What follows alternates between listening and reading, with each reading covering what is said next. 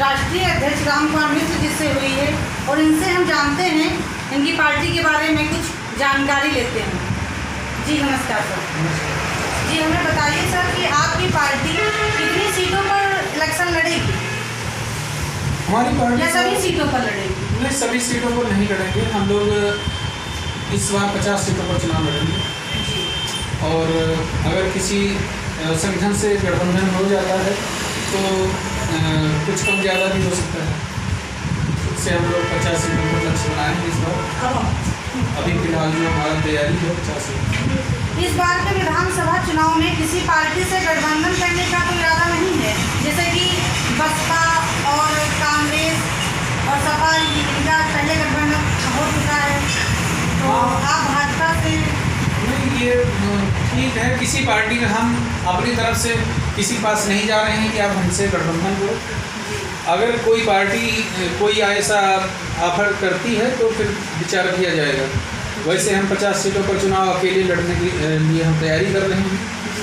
आगे अगर कोई संगठन आता है, कोई गठबंधन आता है तो उसमें सम्मिलित होने में हमें कोई आपत्ति नहीं है। हम उसमें सम्मिलित होकर के कुछ सीटों पर कम ज़्यादा कर सकते हैं। यहाँ लेकिन हम निकलते हैं तो आपकी पार्टी के बारे में कहीं सुना नहीं है और ना कहीं इसकी चर्चाएँ सुनी है हमने। और नहीं, देखिए, जो पार्टियां जिनकी चर्चाएं आप सुनती हैं वो पार्टियां, उनके पास बहुत काला धन है। वो काला धन इकट्ठा है तो उसके सहारे वो सब अपना हाईलाइट करते हैं। जो सत्ता में रह चुके हैं उन्हीं के बारे में सुना है आपने, या जो सत्ता में है वर्तमान में, तो इनके पास अथाह पैसा है और ये पैसे का मिसयूज करके, दुरुपयोग करके, उस जो रखे हैं लूट करके, उससे अपना प्रचार प्रसार कर रहे हैं। और यही तो विडंबना है। ये लोकतंत्र का एक तरह से गला घोटा जा रहा है। निर्वाचन आयोग को बहुत कठोर प्रतिबंध लगा देना चाहिए इनके सबके अनाप खर्चों पर, तभी सच्चा लोकतंत्र। लेकिन अगर वो कहीं आयोजन नहीं करेंगे, अगर रैली नहीं निकालेंगे तो प्रचार प्रसार कैसे होगा? आप कैसे प्रचार प्रसार अपना करते हैं? नहीं, हम लोग तो 10-10 रुपये सदस्यता शुल्क गरीबों से लेते हैं। गरीब लोग हमारे साथ जुड़े हुए हैं। हमारे साथ कोई पूंजीपति नहीं है अडानी अंबानी जैसा, और ना हम उसको जोड़ना चाहते हैं। हमारे साथ जो लोग हैं वो सब ईमानदार और अच्छे लोग हैं जो अपना समर्पित भाव से काम करते हैं, अपने रोजी रोटी, अपने मेहनत में विश्वास करते हैं। ऐसे लोगों का हम प्रतिनिधित्व कर रहे हैं और हम उनके सुख दुख में उनके साथ खड़े होते हैं, उनकी लड़ाई लड़ रहे हैं, उनके साथ अन्याय का हम विरोध कर रहे हैं। तो क्या आप अपनी पार्टी से इस बार इलेक्शन में 2022 में जो आ रहा है तो उसमें क्या अपने प्रतिनिधि उतारेंगे? नहीं, बिल्कुल। मैंने अभी कहा कि मैं 50 सीटों पर अपने प्रत्याशी खड़े किए जाएंगे 50 सीटों पर। अगर हमारा किसी ऐसी गठबंधन हो जाता है भविष्य में तो अलग बात है। वैसे हम अकेले अपना 50 सीटों का लक्ष्य बनाए हैं और उन्हीं पर हम प्रत्याशी हैं। तो आगे आपकी क्या क्या एजेंडा लेके आप चल रहे हैं कि जो है आप समाज के लिए क्या करना है? समाज के लिए हम जो वैमनस्यता है, आपस में जो कटुता है, उसको ख़त्म करना चाहते हैं, समाप्त करना चाहते हैं। हम चाहते हैं कि सब परस्पर मैत्री भाव से रहें और किसी साथ कोई किसी को अगर बलवान है तो कमज़ोर को निगल न जाए, ऐसी भावना को ही समाप्त कर देना चाहते हैं। हमारा जो लक्ष्य है वो शेर और बकरी एक घाट पानी पिलाने का है। उसमें कोई बाहुबली नहीं होगा हमारे शासन में और न कोई कमज़ोर होगा, न कोई भूख से मरेगा। और सबके लिए ऐसी व्यवस्था चाहते हैं बिना शिकायत के दुख दूर हो, बिना शिकायत। आज एप्लीकेशन ले के रोज घूमते रहते हैं, थाने चौकी और DM SP सब जगह जाते हैं, कहीं सुनी नहीं जाती है। सुनवाई नाम मात्र की होती है, थोड़ा सा कहीं सैकड़ों एप्लीकेशन में 1-2 पर सुनवाई हो पाती है। ये जो तहसील दिवस, थाना दिवस, जितना भी नाटक ये सब चलता है, इसका कोई रिजल्ट कुछ नहीं आता। लेकिन हमारी सरकार में किसी को एप्लीकेशन देने की जरूरत नहीं होगी। हम ऐसी पारदर्शी व्यवस्था स्थापित करेंगे, ऐसा संचार तंत्र स्थापित करेंगे कि हमारे जो गुप्तचर होंगे प्रत्येक गांव में, प्रत्येक ग्राम सभा में होंगे और किसी व्यक्ति को गाली भी देने की सज़ा उसको 24 घंटे के अंदर मिल जाएगी। थप्पड़ मारने की भी सज़ा 24 घंटे में मिल जाएगी बिना शिकायत किए।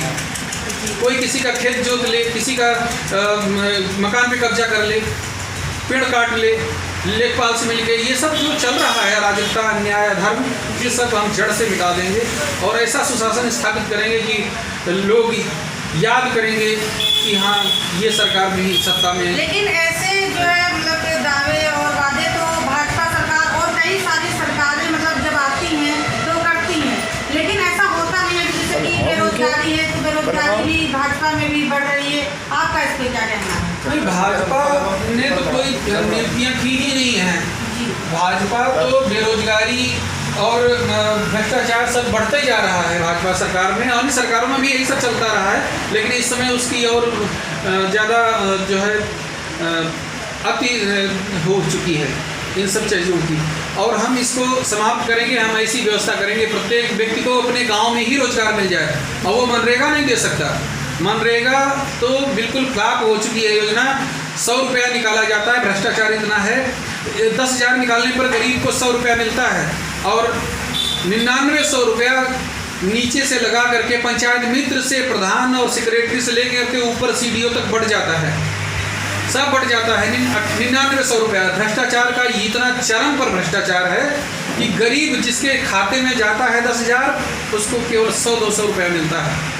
हम इसको बेरोजगारी दूर करने का कोई साधन नहीं मानते। और वैसे भी आप बार बार लेके फावड़ा कहीं एक जगह, अभी यहीं पर पीछे नरेगा चल रही है, मैं देख रहा हूँ हर महीने वहाँ 10-20 लोग आते हैं और एक को ही यहाँ से माटी छिल के वहीं डाल देते हैं और फिर वो पानी वहीं नीचे पहुँच जाती है, फिर उसको ऊपर डाल देते हैं। वो अपना तो आप क्या योजना लाएंगे जब आपकी सरकार बनेगी? तो आप क्या योजना लाएंगे इन लोगों के लिए? हम जब हमारी सरकार सत्ता में होगी तब हम प्रत्येक गांव में, अब ये तो गाय को ही समाप्त कर दिए हैं, गाय तो खत्म हो गई। गाय ही सबको रोजगार दे सकती थी। गाय अगर उसका समुचित प्रबंधन होता, प्रत्येक गांव में यदि गौशाला बनती और उसमें कोई अलग से किसी बजट की जरूरत भी नहीं थी। गौशाला में गोबर गैस प्लांट लग जाता और वहाँ पर चरागाह छूट जाते। जो चरागाह सरकारी ज़मीनें हैं नदी किनारे जहाँ कुछ पैदा नहीं होता, उस बंजर कोई गाँव में घूमता, हम लोग कहते भैया कि हमारी ये 10 बीघा ज़मीन हटवा के कहीं 5 बीघा अच्छी दिलवा दो। उनके नाम 10 बीघा है और वो ऐसी जगह पर है जहाँ कुछ पैदा नहीं होता, कुछ कांस होता है।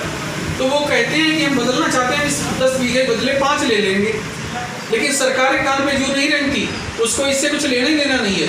अब गरीबों को जो पट्टा कर दिया जाता है 1-1 बीघे का, वो गरीब उस 1 बीघे में कुछ पैदा नहीं कर पाता है। वो 500 रुपये किसी बड़े आदमी को गिरवी रख देता है और उसको छुड़ा नहीं पाता।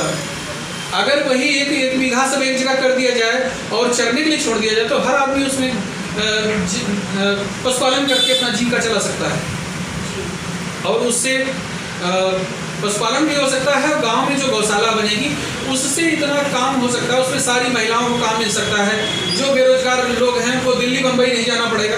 बच्चे जाते हैं बाहर नौकरी करने, मजदूरी करने, उनको कोई ठिकाना नहीं, वो लौट के आ पाएंगे कि नहीं आ पाएंगे। माँ बाप कैसे दिल पर पत्थर रख के उनको भेजते हैं। मुझे बड़ा पीड़ा होती है। अभी मुझे दिखाई दी बहुत सारे बच्चे जाते हुए, सब रो रहे थे, जा रहे थे बाहर मजदूरी करने के लिए कि यहाँ कोई काम नहीं है। हम चाहते हैं कि गांव में इतना काम हो और उसको ये सब केवल एक गौशाला है, विद्यालय है, बच्चे जो शिक्षित हैं वो छोटे बच्चों को शिक्षा दें, उनके लिए स्कूल वहीं खुल जाए। जितने प्राइवेट स्कूल अब तक खोल लेते थे और उनमें बच्चों को पढ़ाने लगते थे अपनी तरफ से, इस सरकार में वो सब बंद है। कहीं कोई स्कूल नहीं चल रहा है। प्राइवेट स्कूल तो खत्म, सरकारी स्कूल भी कोरोना के आड़ में सब खत्म है, बंद है। जी, जैसे कि हम जानते हैं कि आपकी पार्टी भी हिंदूवादी है और भाजपा की हिंदूवादी है पार्टी, तो क्या आप भाजपा के सहभागी हैं या भाजपा के वोट काटने के लिए? नहीं, हम किसी के वोट नहीं काटने के लिए हैं। ये तो भाजपा और संघ में काल्पनिक भय है उनको, इसीलिए आज तक उसका सबसे बड़ा दुष्परिणाम ये हुआ कि आज तक कोई राष्ट्रवाद की बात करने वाला, हिंदुत्व की बात करने वाला कोई संगठन अस्तित्व में नहीं आ पाया। ये लोग सबको साम दाम दंड भेद से समाप्त करते रहे और उसका दुष्परिणाम ये हुआ कि आज एक तरफ मुस्लिम तुष्टीकरण के लिए कम से कम 50 पार्टियां अस्तित्व में हैं और राष्ट्रवाद की बात करने के लिए एक भी पार्टी नहीं है भाजपा के सिवाय। और भाजपा भी उस मुद्दे पर शर्माती रहती है, बोलती नहीं है। अब जब से सत्ता में आई बहुमत से, तब से तो उस मुद्दे को ही त्याग दिया है। भाजपा है तो वो राम मंदिर के लिए जो है वो तो जानती है कि हम तो राम मंदिर से ही तो वोट पाएंगे, और पाई है बहुमत से, जीती भी है वो पार्टी। नहीं, बाई है वो बहुमत से, वो राम मंदिर का वो राम मंदिर जो बन रहा है उसमें भाजपा का कोई रोल नहीं है, तो सुप्रीम कोर्ट के आदेश से बन रहा है। और सुप्रीम कोर्ट में भी हिंदू महासभा है और बहुत सारे जो स्वयंसेवी संस्थाएं चलाने वाले वरिष्ठ अधिवक्तागण हैं, वो सब अपनी बड़ी भूमिकाएं निभाए हैं उसमें। उन सबका वो है। भाजपा तो राम मंदिर 24 घंटे में बनवा रही थी और आज तो 2 साल हो गए हैं लगभग, अभी तक राम मंदिर का न्यू भी कंप्लीट नहीं हो पाया है। किस गति से बनवा रही है, उसको तो केवल राजनीति ज़्यादा अच्छी लगती है भगवान राम जी के नाम पर। और जैसे कि आपकी अगर सरकार बनेगी तो युवाओं के लिए क्या करेगी? हम कोई युवा बेरोजगार नहीं रहने देंगे और किसी युवा को हम बाहर नहीं जाने देंगे। जो पढ़े लिखे हैं, जो योग्यता के अनुसार उनको हम नौकरी देंगे, योग्यता के अनुसार उनको हम विभागों में चयन करेंगे। अगर किसी विभाग में कोई भर्ती हो गया और उसकी इच्छा थी कि वो पुलिस में होता और वो मास्टर बन गया, संयोग से लेखपाल बन गया, तो हम उसको आप उसमें आदान प्रदान करेंगे, ट्रांसफ़र कर देंगे, सबकी योग्यता और रुचि के अनुसार काम देंगे। कोई युवा बेरोजगार नहीं रहेगा और जो नौकरी करने के लिए जिनके अंदर जो योग्यता होगी उनको वो ही काम दिया जाएगा। ऐसा नहीं होगा कि वो पछताते रहें कि हम क्या बताएं, इसमें आ गए, हम उसमें होते तो बहुत बेहतर कर सकते थे। हम उनको ऐसा अवसर देंगे कि वो उसमें हो जाएं। चलिए, बहुत बहुत धन्यवाद आपका।